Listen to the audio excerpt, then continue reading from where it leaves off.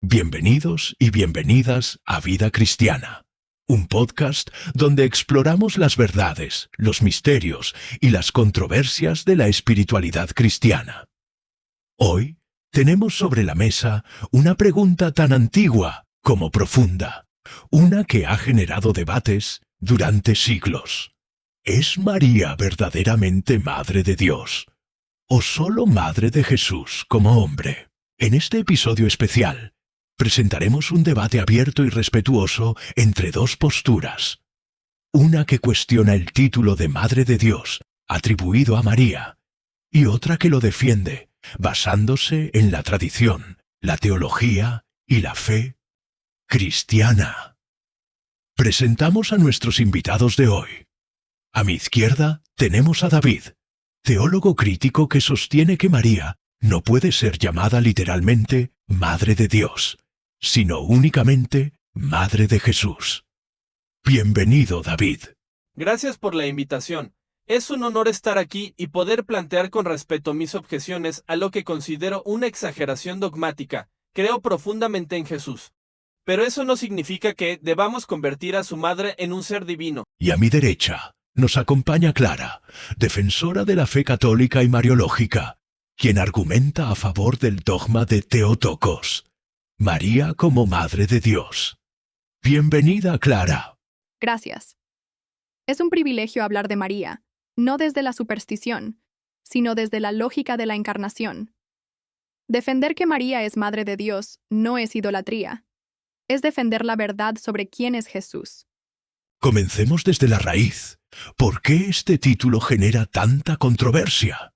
¿No es evidente que si Jesús es Dios y María es su madre, entonces ella es Madre de Dios? Esa es una lógica peligrosa. Decir que María es Madre de Dios parece sugerir que ella antecede a Dios o que engendró la divinidad. Pero Dios no tiene principio ni madre. María dio a luz a Jesús como hombre, no como Dios eterno. Afirmarlo contrario es teológicamente confuso y filosóficamente insostenible. Entiendo la inquietud, pero la fe cristiana no enseña que María generó la divinidad, sino que dio a luz a la persona divina del Verbo hecho carne, el Hijo eterno. Jesús no es dos personas, es una sola persona divina, con naturaleza humana y divina. Negarle a María el título de Theotokos, Madre de Dios, es caer en el error del nestorianismo. Vamos con algunas preguntas comunes entre creyentes y escépticos. David, ¿qué opinas de esta afirmación? Dios es eterno, no puede tener madre. Por tanto, María no puede ser su madre. Esa afirmación es correcta en su esencia. Dios no nace. Dios no cambia. María fue madre del cuerpo humano de Jesús. Llamarla Madre de Dios confunde al creyente y alimenta una devoción que muchas veces roza la idolatría. Pero aquí hay una confusión entre naturaleza y persona.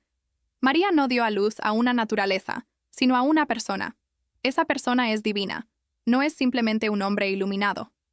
Desde el momento de la encarnación, el Verbo asumió carne, y quien nace en Belén es Dios hecho hombre. Negar que María es Madre de Dios es dividir a Cristo, algo que fue rechazado por el Concilio de Éfeso en el año 431. Antes de profundizar en la teología, pongamos un poco de historia. ¿Por qué se volvió necesario declarar este dogma en Éfeso? Porque un obispo llamado Nestorio empezó a decir que María era solo Christotokos, Madre de Cristo, y no Theotokos, lo que causó una crisis en la fe. Si Jesús era dos personas, una divina y otra humana, entonces la redención era falsa. Por eso la Iglesia dijo claramente, María es Madre de Dios porque el que nació de ella es Dios. Eso fue más una cuestión política que dogmática. La devoción a María ya estaba creciendo peligrosamente. Y el concilio respondió más al fervor popular que a una reflexión teológica profunda. No niego que Jesús sea Dios, pero no podemos usar ese hecho para construir dogmas emocionales o cargados de ambigüedad. Está claro que el debate está vivo y que toca temas profundos. La identidad de Jesús, el rol de María y la comprensión misma de Dios. En la siguiente parte abordaremos una de las preguntas clave. ¿Qué significa realmente ser Madre de Dios? ¿Se trata de biología, de teología o de algo más profundo? Continuamos con este profundo debate sobre una de las expresiones más controvertidas y teológicamente densas de la fe cristiana.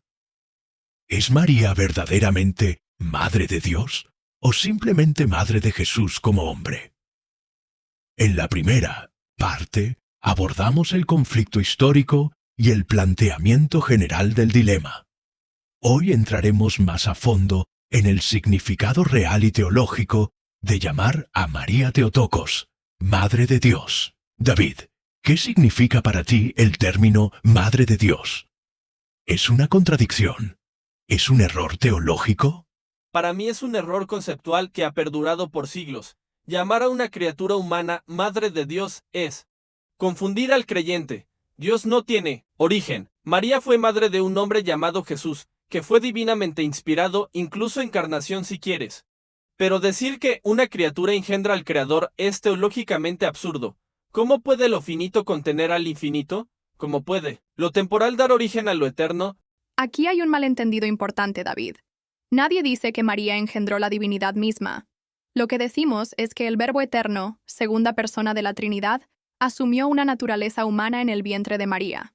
Por tanto, ella es madre no solo de una parte de Jesús, sino de la persona completa. Y esa persona es divina. Llamarla Madre de Dios no significa que generó la divinidad, sino que Dios se hizo hombre y nació de ella. Pero entonces, ¿no estaríamos implicando que lo divino cambia, que nace, que se vuelve dependiente? No. La naturaleza divina no cambia. Pero en la encarnación, Dios entra libremente en el tiempo sin perder su eternidad. Jesús no es dos personas. Es una persona divina con dos naturalezas, una humana y una divina.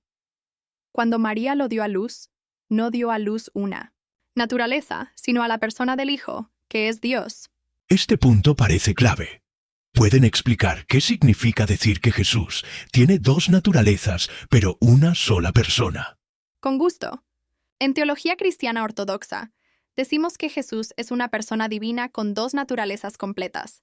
Su naturaleza humana no es una máscara ni una posesión temporal. Es real, completa, con cuerpo, alma y voluntad. Pero esa humanidad está unida hipostáticamente a su divinidad. Eso quiere decir que no hay una persona humana separada de la divina, sino que el Verbo asumió una naturaleza humana. Por tanto, María no dio a luz a una parte de Jesús, dio a luz al Verbo encarnado. Así, es Madre de Dios en cuanto que es madre de la persona divina hecha carne. Es una distinción muy fina y filosófica que muchos fieles no comprenden, y ese es el problema. Cuando dices Madre de Dios sin explicarlo, se presta a malinterpretaciones. Parece que María está por encima o al nivel de Dios. Por eso, prefiero simplemente decir Madre de Jesús. Por eso es importante la catequesis. Si evitamos el título por miedo a la confusión, también podemos evitar decir que Jesús es Dios para no confundir a otros. El lenguaje puede ser malinterpretado, pero eso no invalida su verdad. Negarle a María el título de Madre de Dios implica negar la unidad de la persona de Cristo. Y eso es un error teológico grave. ¿Qué pasa entonces si decimos que María solo es Madre de Jesús en su humanidad? Se rompe la unidad de Cristo. Ese fue el error de Nestorio. Si Jesús es dos personas separadas, una divina y otra humana, entonces María solo es madre de un hombre, y Dios no nace ni muere.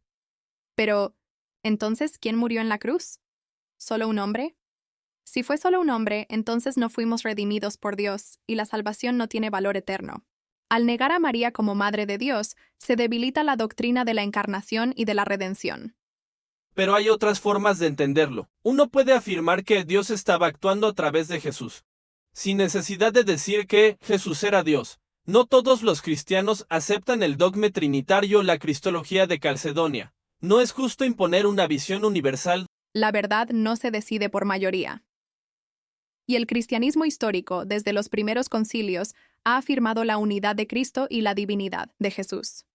Y si Jesús es Dios, entonces María, que lo dio a luz, es Madre de Dios en un sentido real y no meramente simbólico. Hoy hemos entrado en un terreno más profundo. La lógica detrás del título Madre de Dios. La distinción entre persona y naturaleza. Y lo que implica este título para nuestra comprensión de Jesús. En la próxima parte exploraremos una pregunta clave. ¿Implica el dogma de María como Madre de Dios que ella es divina o parte de la Trinidad? Una duda que muchos tienen y que será abordada con argumentos teológicos y bíblicos. Bienvenidos de nuevo, donde seguimos desarrollando este apasionante y controvertido debate teológico.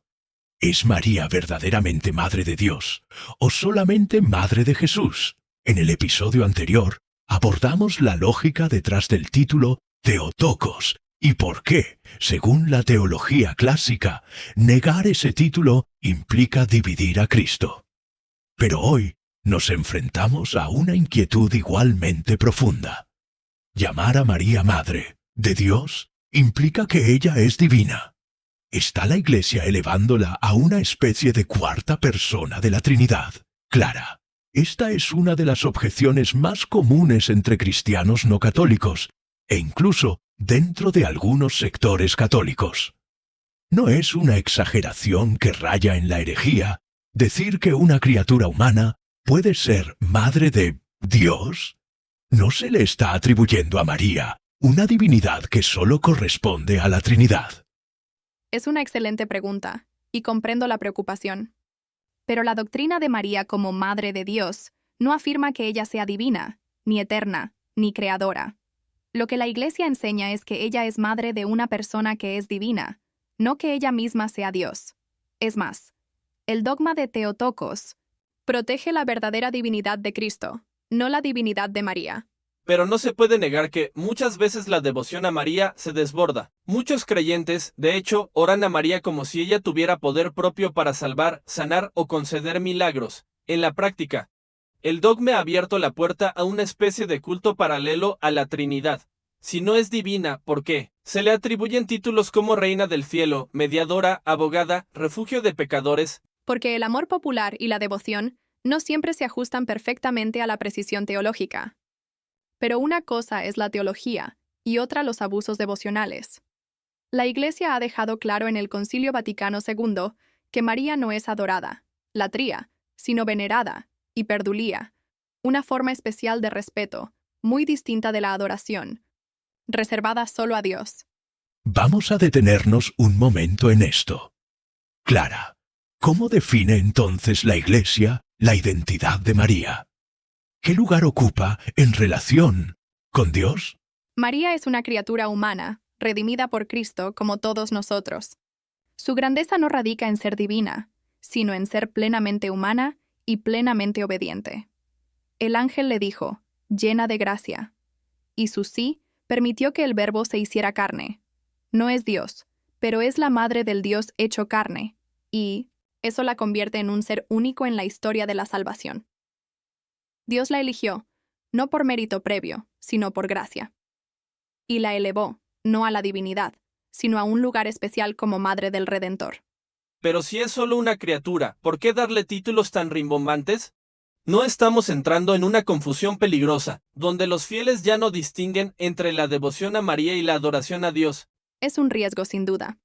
Por eso, es importante educar a los fieles. Pero la solución no es eliminar el dogma, sino explicarlo bien. Negar a María como Madre de Dios no la protege de la idolatría, más bien debilita nuestra comprensión de la encarnación. Si el que nació de María es Dios, entonces es correcto decir que ella es Madre de Dios. Eso no implica que ella sea fuente de la divinidad, sino Madre del Dios encarnado. Aquí es donde entra otra preocupación. ¿Cómo se relaciona María con la Trinidad? Algunos dicen que, al llamarla Madre de Dios, la colocamos junto al Padre, el Hijo y el Espíritu Santo. Exactamente. Esa es mi preocupación.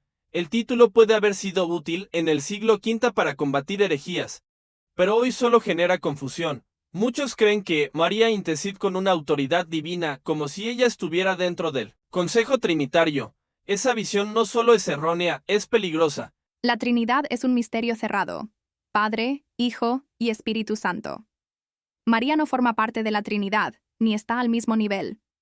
Pero es madre del Hijo, no como Dios eterno, sino en su encarnación.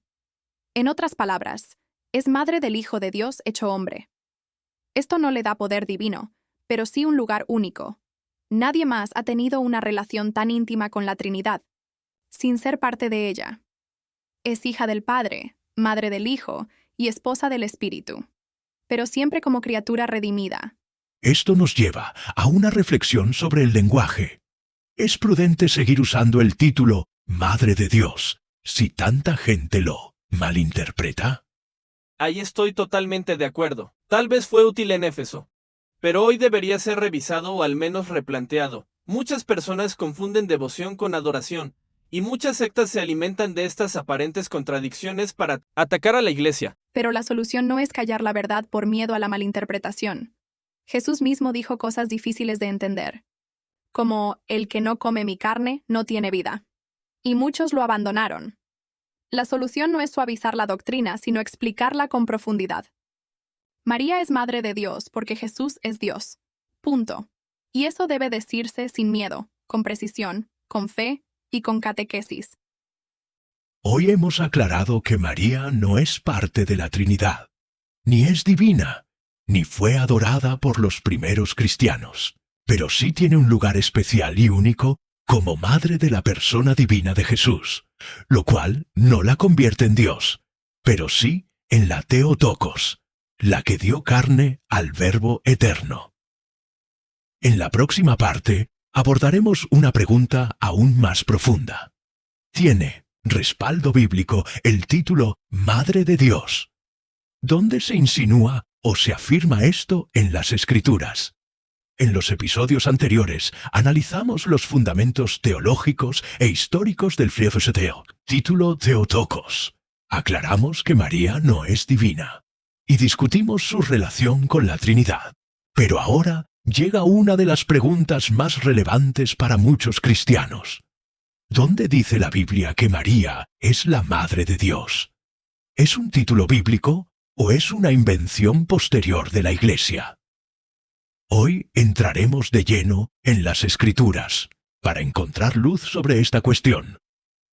David, tú has insistido en varias ocasiones en que el título Madre de Dios no aparece literalmente en la Biblia. ¿Qué implicación tiene eso para ti? Exacto. No, aparece en los Evangelios, ni en las cartas de Pablo, ni en ningún otro libro del Nuevo Testamento. Eso ya debería hacernos cuestionar por qué se le da tanta importancia. Si la Biblia es la autoridad máxima de la fe cristiana, no deberíamos sostener dogmas basados en fórmulas no bíblicas. Para mí, decir que María es Madre de Dios es ir más allá incluso contra el texto bíblico. Estoy de acuerdo en que la Biblia es fundamental, pero no podemos exigir que toda verdad de fe esté formulada exactamente con las palabras modernas que usamos hoy. La palabra Trinidad tampoco aparece literalmente en la Biblia, ni tampoco encarnación o hipóstasis. Sin embargo, esos conceptos están presentes en el mensaje bíblico. Lo importante es si la realidad que expresa el título Madre de Dios está respaldada por el texto sagrado. Y la respuesta es sí. Clara, ¿puedes desarrollar un poco más esto?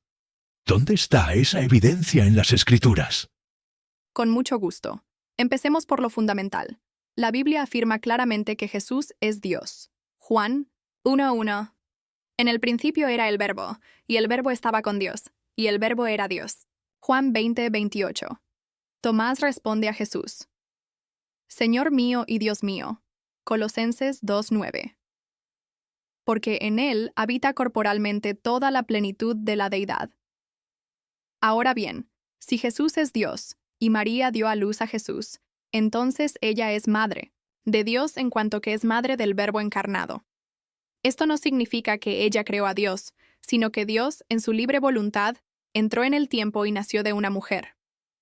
Pero esas citas prueban la divinidad de Jesús. No necesariamente que María deba ser llamada Madre de Dios. Es que el título es una consecuencia lógica.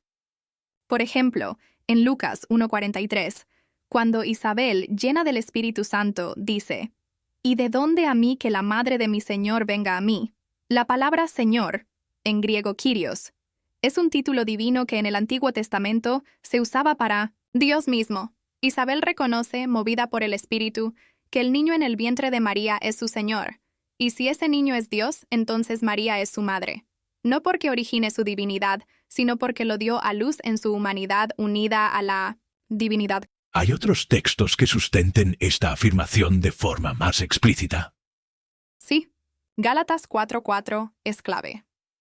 Pero cuando vino el cumplimiento del tiempo, Dios envió a su Hijo, nacido de mujer, nacido bajo la ley. Este texto muestra que el Hijo eterno de Dios no simplemente apareció en el mundo, sino que fue nacido de mujer. Y esa mujer es María. Pablo no separa al Jesús humano del Hijo divino. Es el Hijo eterno quien nace de María. Es un claro respaldo a la doctrina del Theotokos. La Biblia no necesita usar esa palabra exacta si ya transmite la verdad que encierra. Pero el hecho de que Jesús, como Dios, tome carne y nazca de mujer no cambia que fue en su humanidad que nació. El Dios eterno no tiene principio. Es ilógico decir que alguien puede ser madre de Dios. Por eso es importante la teología cristológica. Jesús no es dos personas separadas, una humana y una divina. Es una sola persona divina con dos naturalezas. Y las madres no dan a luz naturalezas, sino personas. María dio a luz a la persona divina del Hijo. Decir que solo es madre de su naturaleza humana implica que Jesús está dividido, y eso es contrario a la fe cristiana ortodoxa. ¿Hay, en el Antiguo Testamento, alguna alusión o profecía que pueda apuntar al papel de María? Claro que sí. El Antiguo Testamento no habla de María por nombre, pero sí contiene figuras proféticas que anuncian su rol. Isaías 7:14. La Virgen concebirá y dará a luz un hijo, y llamará su nombre Emmanuel. Emmanuel significa Dios con nosotros. Esta profecía, cumplida en María, implica que la Virgen dará a luz a Dios hecho hombre. En el Arca de la Alianza, donde se guardaba la ley, el maná y la vara de Aarón, muchos padres de la Iglesia vieron una figura de María. Ella llevó en su seno al Verbo, el pan de vida, y el sumo sacerdote eterno. Estas imágenes preparan el camino para comprender que María es la madre del Mesías, que es verdadero Dios y verdadero hombre. Hoy hemos demostrado que aunque la fórmula exacta, Madre de Dios, no aparece en las Escrituras, la realidad que ese título expresa sí está profundamente arraigada en la Biblia. Negar que María es Madre de Dios es ignorar la unidad de la persona de Jesús, quien es verdaderamente Dios y verdaderamente hombre. En el próximo episodio entraremos en un terreno igualmente complejo. ¿El dogma de María como Madre de Dios contradice el monoteísmo? ¿Es compatible con la fe en un solo Dios? Una discusión que abrirá más preguntas que respuestas, pero que nos acercará más al misterio. Saludos. Hoy llegamos a una pregunta que ha generado controversia, no solo en debates intercristianos, sino también en conversaciones con otras religiones monoteístas.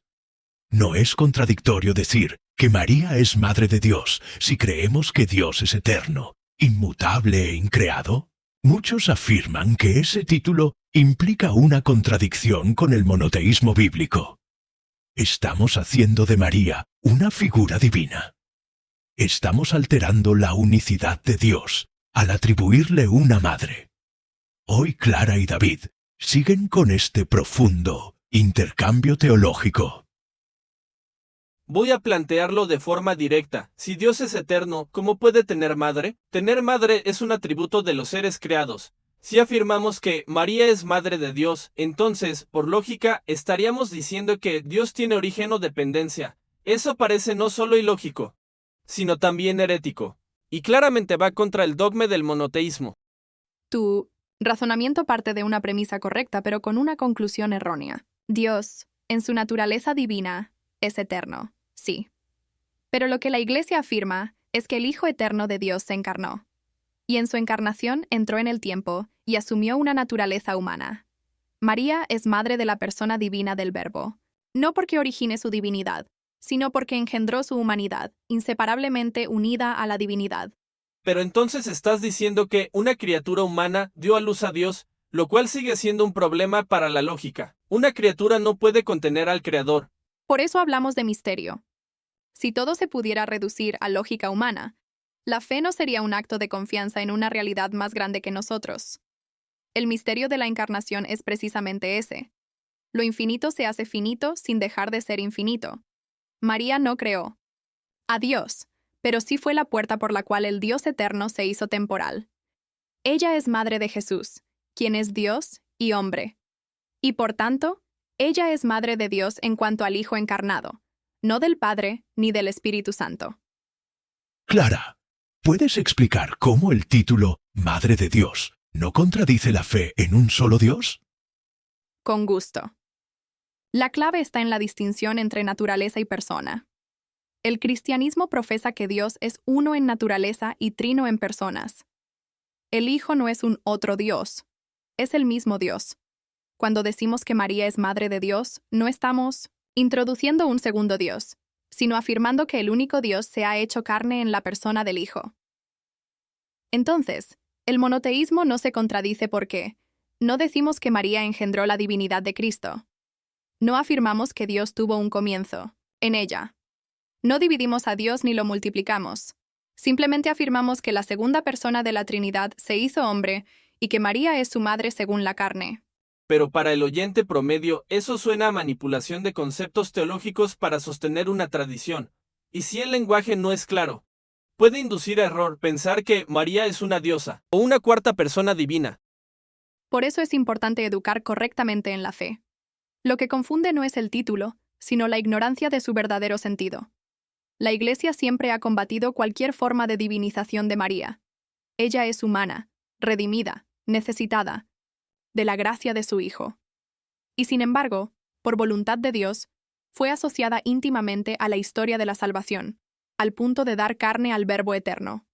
David, ¿qué opinas del argumento comparativo con otras religiones monoteístas, como el judaísmo o el islam, que rechazan esta idea de la encarnación? Ese punto es clave. Tanto el judaísmo como el islam rechazan el título Madre de Dios porque rechazan la encarnación. Para ellos, Dios no puede tomar carne, y por lo tanto, cualquier afirmación de que una mujer haya dado a luz a Dios suena a politeísmo paganismo. Eso es absolutamente cierto. Pero precisamente aquí se ve la especificidad única del cristianismo. El cristianismo cree que el Dios infinito se ha hecho uno de nosotros sin dejar de ser Dios. Por eso Pablo dice en Filipenses 2, 6, 7, Él, siendo en forma de Dios, no estimó el ser igual a Dios como cosa a que aferrarse, sino que se despojó a sí mismo, tomando forma de siervo, hecho semejante a los hombres. Lo radical no es que María sea madre de Dios, sino que Dios haya querido tener madre. Esa es la sorpresa del Evangelio, y eso es lo que escandaliza a otras religiones. Clara, ¿cómo podemos presentar esto de manera pastoral, sin que suene irracional o idolátrico? La clave está en contemplar el misterio desde la humildad. La encarnación no se entiende solo con la lógica, sino con la adoración. María es testigo de que Dios ha descendido al nivel humano por amor, y por eso se convierte en madre según la carne del Hijo eterno. Decir que María es madre de Dios no es elevarla por encima de Dios, sino reconocer hasta dónde se ha rebajado Dios para acercarse a nosotros. La verdadera protagonista de este título es la gracia divina, no el mérito humano. Hoy hemos entendido que el título Madre de Dios no contradice el monoteísmo, sino que lo revela de una forma más profunda, a través de la encarnación. La fe cristiana no añade un nuevo Dios, sino que celebra al único Dios que ha entrado en la historia a través de una mujer. En la próxima entrega trataremos una cuestión aún más debatida. ¿Es María necesaria para la salvación? ¿Tiene algún rol mediador o todo debe ir directamente a Jesús? Una discusión que ha dividido a cristianos durante siglos.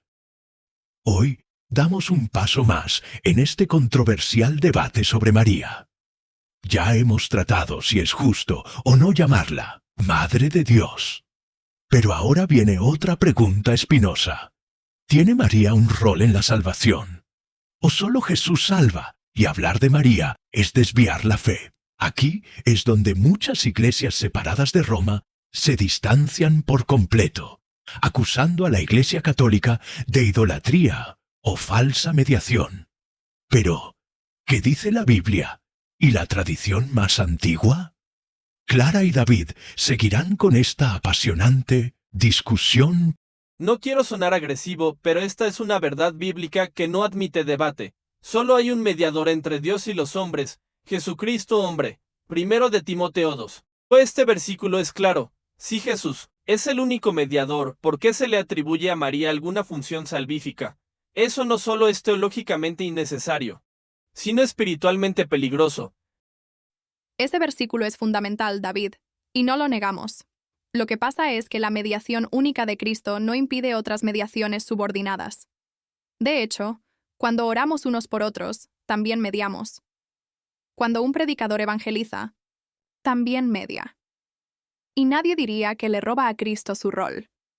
María es una mediadora subordinada, como instrumento de la salvación, no como fuente de ella.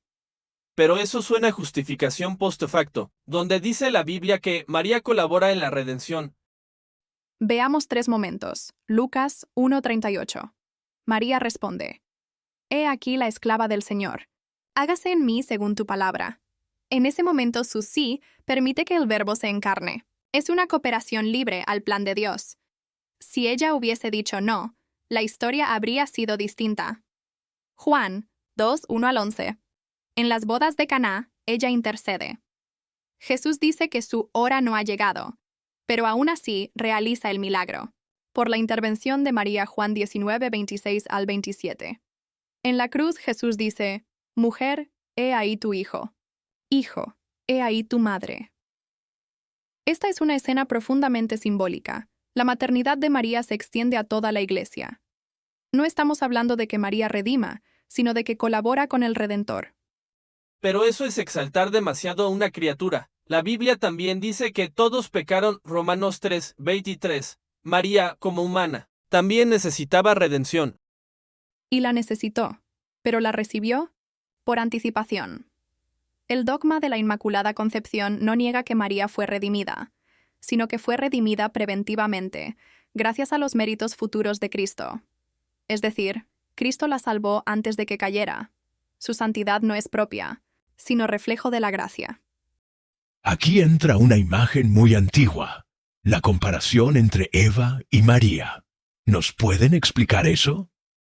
Claro, esta idea está en los primeros padres de la Iglesia. Así como Eva, por su desobediencia, cooperó en la caída del hombre, María, por su obediencia, coopera en la redención.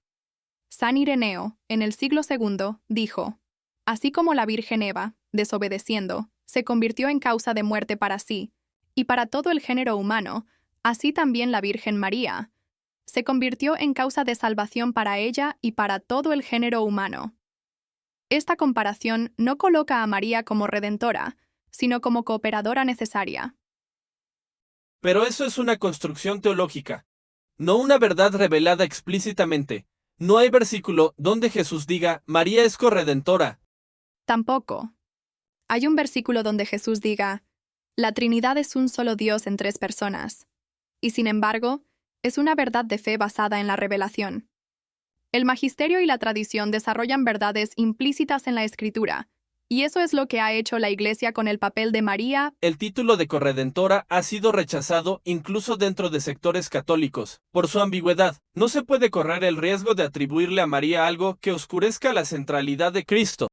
Estoy de acuerdo en que el término necesita mucha explicación, pero corredentora no significa igual a redentora, sino con el Redentor. Así como Pablo dice en Colosenses 1:24, completo en mi carne lo que falta a los sufrimientos de Cristo por su cuerpo, que es la Iglesia. ¿Acaso Pablo se iguala a Cristo? No, pero se asocia a su misión redentora. Lo mismo con María, en un grado único por su maternidad divina y su unión con Cristo hasta la cruz. Entonces, la Iglesia no presenta a María como una redentora rival de Cristo, sino como la colaboradora más íntima del plan divino. Su sí fue clave, su intercesión continúa y su misión materna no ha terminado. Pero todo esto depende de Cristo como fuente única de la salvación. En el siguiente episodio tocaremos un punto aún más discutido. ¿Debemos orar a María? ¿Es bíblico pedirle intercesión? ¿O estamos cayendo en idolatría? Bienvenidos nuevamente a Vida Cristiana, donde no le tememos a las grandes preguntas. En el episodio anterior, Debatimos el papel de María en el plan de salvación. Pero ahora pasamos a un tema que ha generado divisiones muy marcadas. ¿Es correcto orar a María? ¿Tiene base bíblica su intercesión?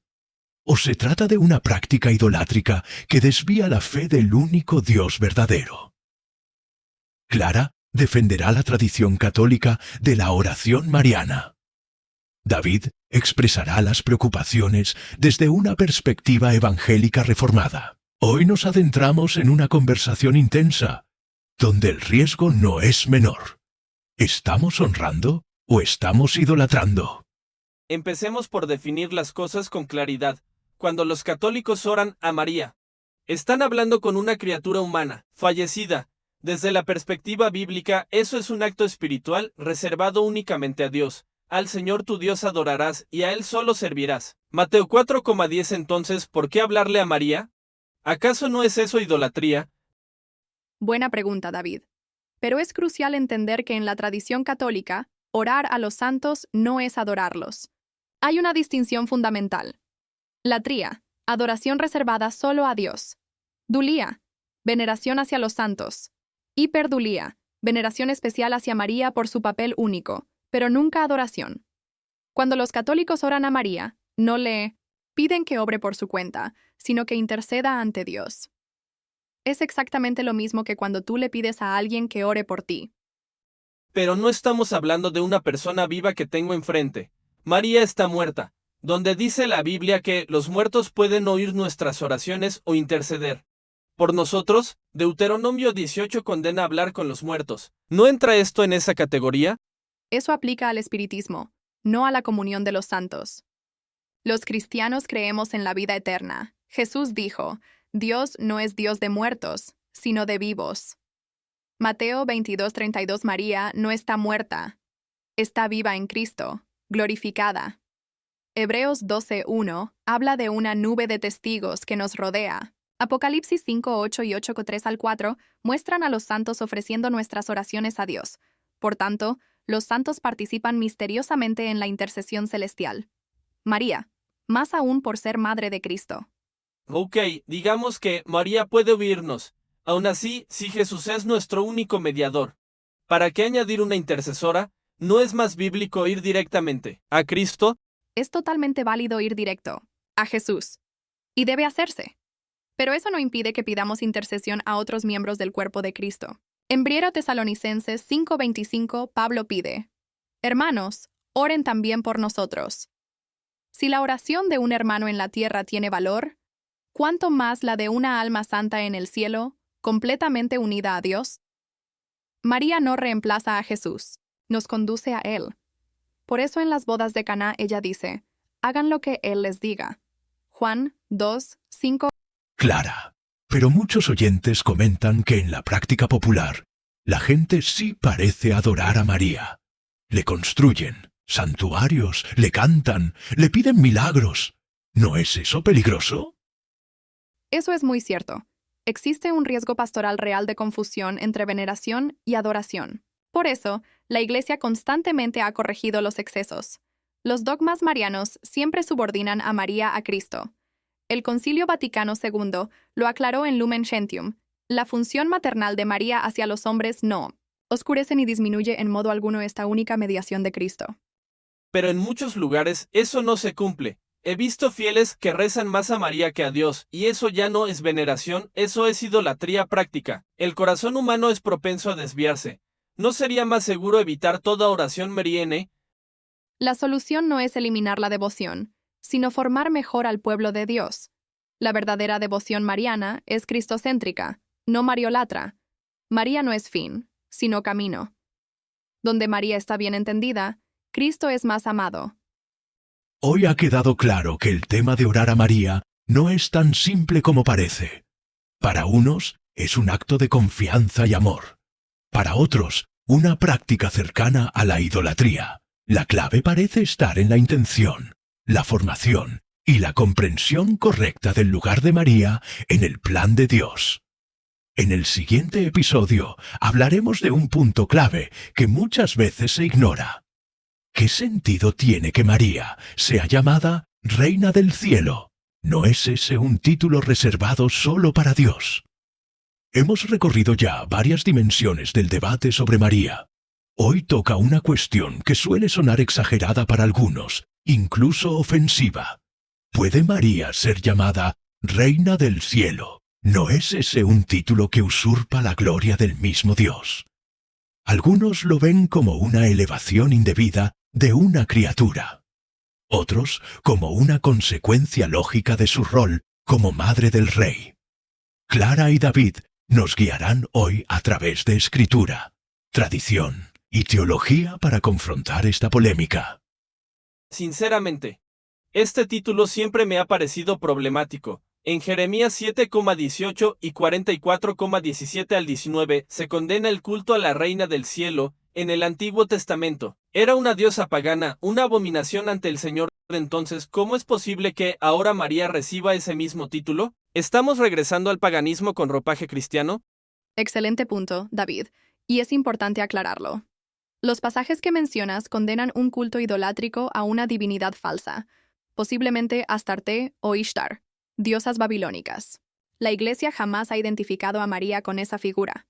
El uso del título Reina del Cielo en relación a María es completamente distinto y se basa en otro principio. Si Cristo es rey, entonces su madre es reina. En la monarquía de Elitzionides, antiguo Israel, la madre del rey tenía un lugar especial en la corte, la Jebirá, o reina madre, que intercedía ante el rey y ocupaba un trono junto al suyo. Eso suena más a analogía que a escritura directa. ¿Dónde dice la Biblia que María es reina?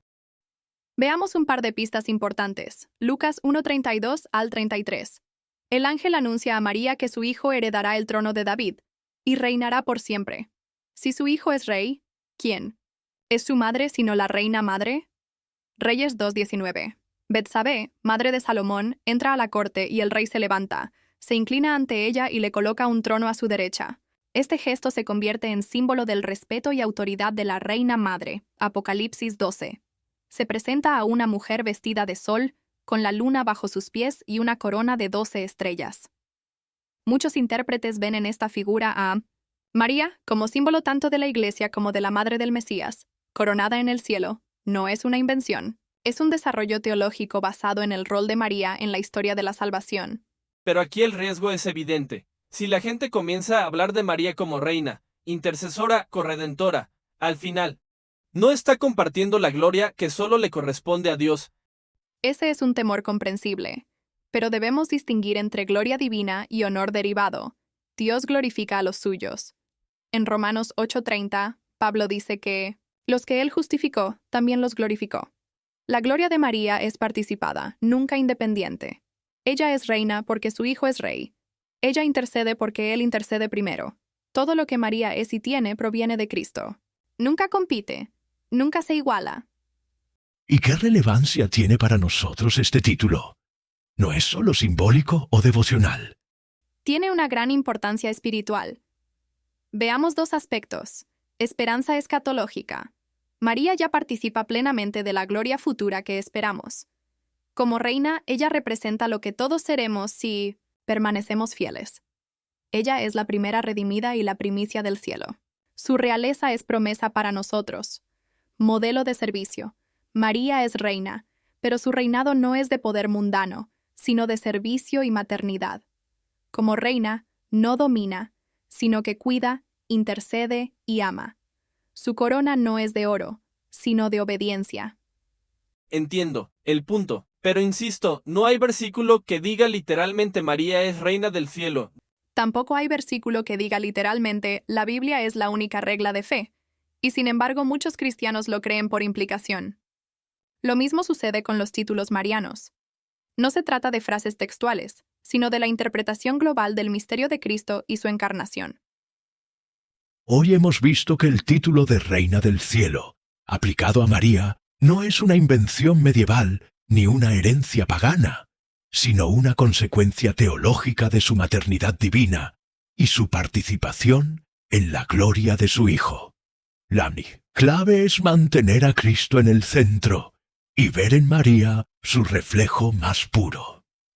En el próximo episodio abordaremos una controversia histórica: la veneración a María es un invento tardío de la Iglesia. ¿Qué decían los primeros cristianos? Hoy abordaremos una objeción común. ¿La veneración a María fue parte de la fe cristiana desde el inicio o es un añadido posterior? David ha mencionado en episodios anteriores su preocupación por posibles excesos no bíblicos. Clara ha defendido la continuidad entre la fe de los primeros cristianos y la devoción actual. Hoy revisamos la historia, los escritos patrísticos y las raíces de la veneración mariana. ¿Invento medieval o verdad antigua? Empecemos con lo evidente. En el Nuevo Testamento, María aparece pocas veces en los Evangelios. Después del nacimiento de Jesús, tiene un papel discreto. En los Hechos, aparece en la oración con los discípulos, pero nada más, y luego, silencio total en las cartas apostólicas. ¿No es eso una señal de que María no era central en la vida cristiana primitiva? David, ese silencio no niega su importancia. La Biblia tampoco registra en detalle la vida de muchos apóstoles, y sin embargo la tradición nos habla de ellos. En el caso de María, su papel ya fue claramente mostrado en los Evangelios. Recibe la anunciación y consiente el plan divino. Está al pie de la cruz cuando Jesús entrega a Juan su cuidado. Y está en Pentecostés, junto al nacimiento de la Iglesia. Que no se mencione su nombre constantemente no elimina su relevancia. El cristianismo primitivo no necesitaba repetir lo que ya era conocido y vivido. Clara, ¿puedes darnos ejemplos concretos de cómo los primeros cristianos veían a María? Por supuesto. Veamos solo algunos textos previos al siglo V. San Ignacio de Antioquía, 107 después de Cristo. Habla del misterio del nacimiento virginal de Cristo. Como central en la fe, San Justino Mártir, 150 después de Cristo, compara a María con Eva. Así como Eva, siendo virgen, desobedeció y fue causa de muerte, María, también virgen, obedeció y fue causa de salvación. Eso es ya una teología mariana clara. San Ireneo de León, 180 después de Cristo, refuerza esta idea de María como la nueva Eva, cooperadora en la redención. Orígenes, 250 después de Cristo, llama a María la Theotokos, Madre de Dios, defendiendo su virginidad perpetua. Esto demuestra que desde el siglo II, mucho antes de los concilios medievales, María ya era objeto de veneración y reflexión teológica profunda. Pero el título Madre de Dios fue definido formalmente en el Concilio de Éfeso en el año 431. ¿No muestra eso que fue una novedad? Ese concilio no inventó el título. Lo que hizo fue defender una fe ya existente frente a la herejía nestoriana, que separaba a Jesús en dos personas, una humana nacida de María y otra divina. Al llamar a María Madre de Dios, Theotokos, la Iglesia afirmaba que Jesús es una sola persona, divina, desde su encarnación. No se trataba de ensalzar a María, sino de proteger la doctrina sobre Cristo. Y lo más revelador, el pueblo ya usaba ese título en sus oraciones y cantos. El concilio simplemente confirmó lo que los fieles ya creían. ¿Hay pruebas fuera de los escritos teológicos? Sí, varias. Aquí algunos datos arqueológicos. En las catacumbas romanas del siglo III hay inscripciones que representan a María con el niño Jesús en brazos, con signos de veneración. La oración Sub tum praesidium, una súplica a María, data aproximadamente del año 250 después de Cristo.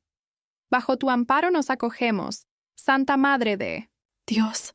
En la liturgia de la Iglesia Oriental y Occidental, desde el siglo IV ya se celebraban fiestas marianas como la Anunciación y la Dormición. Todo esto muestra que la veneración a María no fue un capricho medieval, sino una expresión natural, continua y universal de la fe cristiana primitiva.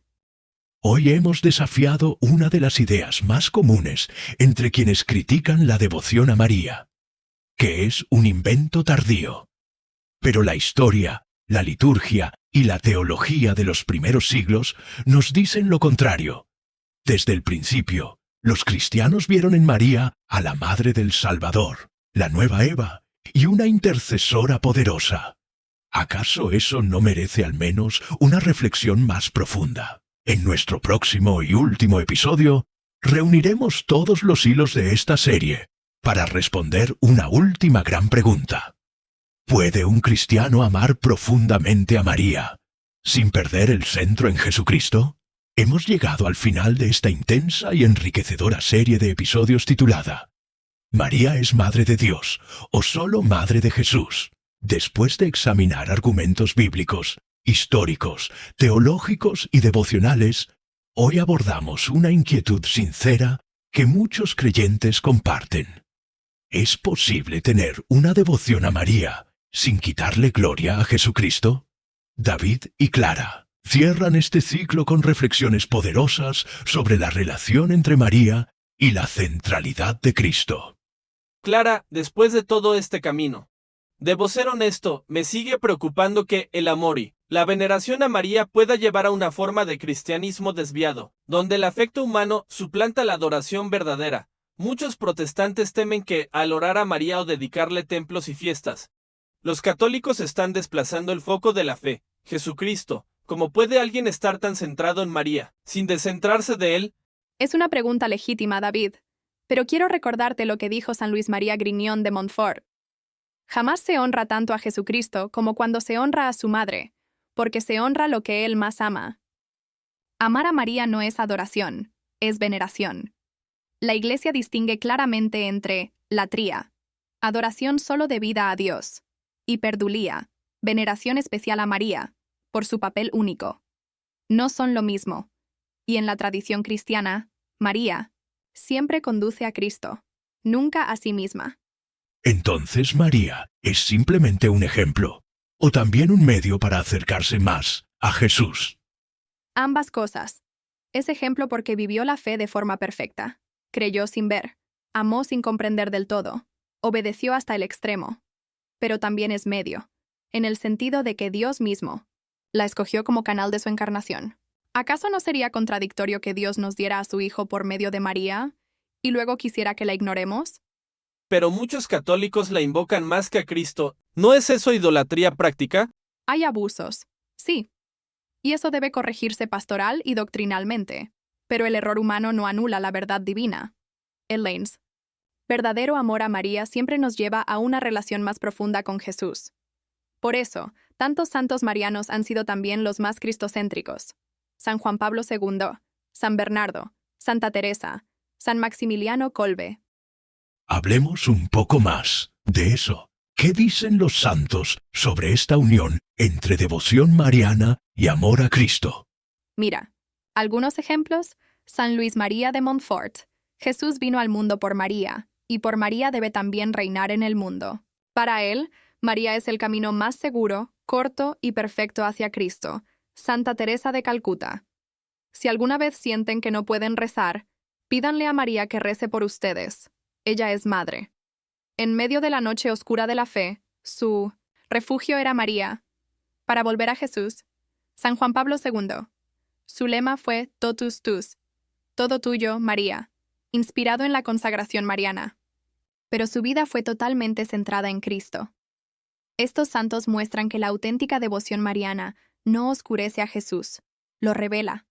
Entonces, ¿qué lugar práctico debería tener María en la vida cristiana contemporánea? Un lugar de ternura, de intercesión, de modelo. No como centro de la fe. Ese lugar es exclusivo, de Cristo, sino como madre espiritual que nos conduce al centro.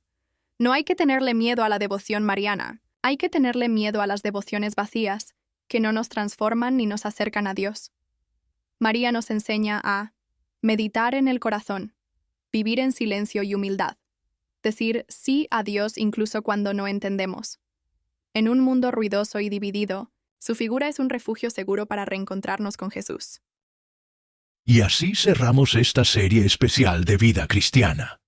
Hemos recorrido escritura, historia, patrística y espiritualidad.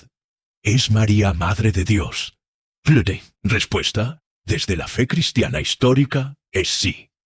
Pero más allá del dogma, queda esta invitación. No temas amar a María. Si lo haces bien, amarás aún más profundamente a su Hijo. Gracias por acompañarnos en esta serie. Si te ha edificado, compártela, coméntala, discútela. Y recuerda, la teología no es para dividir, sino para profundizar en el misterio del amor. Nos vemos en la próxima serie.